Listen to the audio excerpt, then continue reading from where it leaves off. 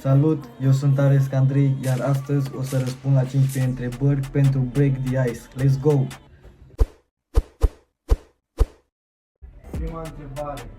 De unde provine numele tău? Numele meu este foarte simplu, am fost la o școală cu un prieten, te pup dacă vezi videoclipul ăsta.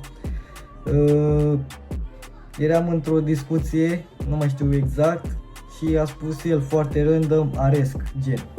Și mi-a venit în cap, sau am ținut minte și am zis, bă, de ce nu să-l pun în numele de artist? Și Andrei vine din numele meu. Câți ani ai? 18. La ce vârstă te-ai apucat de muzică? Bă, cu muzica o am de mic copil, gen cei ai mei știe despre ce vorbesc. Cântam piesele lui Dani Mocanu pe cel mai serios mod, este chiar și pe YouTube.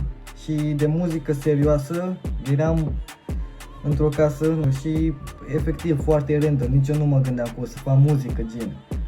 Și ascultam beat-uri în continuu și făceam versuri. Fiind la început și fără nimeni din familie să facă muzică, versurile era varză, fără rime, dar povestea era acolo, gen, înțelegeai ce voiam să zic. Și uite așa, încă sunt în muzică, am evoluat și încă evoluez.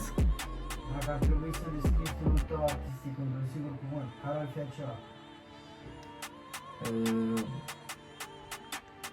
Experimental. Îmi place să experimentez, dar de multe ori ceea ce vreau să iasă nu iese. Unde te vezi peste 5 ani în cariera ta artistică? Peste 5 ani mă văd să bubui, gen, să bubui ca lumea și nu doar în România, internațional. Dacă ai putea colabora cu orice artist din lume, cine ar fi și de ce?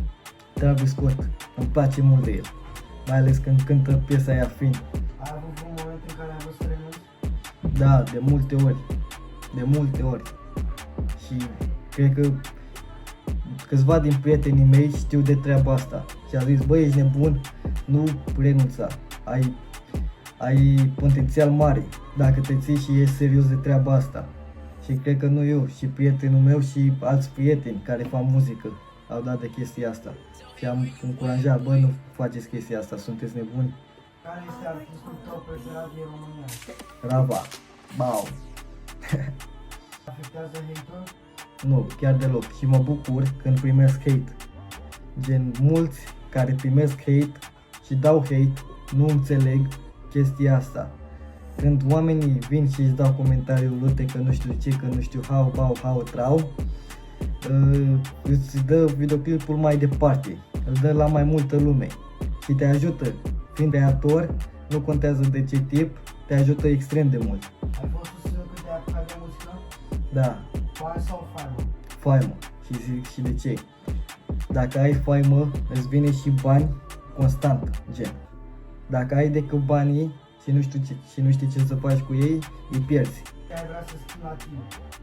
Coșurile astea, să dispară odată că... Care este cea mai bună piesă a ta? Mamă. Alea vechi, clar nu. Alea vechi nu. A zice după albumul 18, piesa Fuge. Dar și Wi-Fi, dar și sânge, dar și cum arată. Ai și alte pasiuni în afară de muzică? Da. Box, fac de un an și ceva și sală, atât. Care este visul tău? Băi, visul meu este să ajung bine în viață și cu muzica, gen, alt plan chiar nu am, plan B, plan C nu am. Mă bazez pe muzica asta, vreau să ajung mare rău de tot cu muzica asta, să știu eu că sunt bine, să am banii mei, faima mea, fanii mei, gen, abia aștept să-mi vină toate chestiile astea, concerte multe, tot. Eu am fost Aresc Andrei, m-am dus.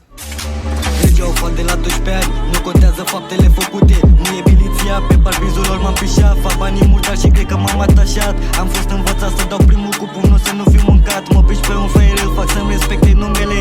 Nu sunt îndrăgostit de o pistă, îmi place să număr sumele. Am grijă ce fac și ce fac, o fac în tăcere. Sifonații ăștia vor să-mi ia urmele. Le bag pula în gură, le ajunge la măsele. Șmecher până, dar și-a uitat temele. Îi bag în morgă, uite toate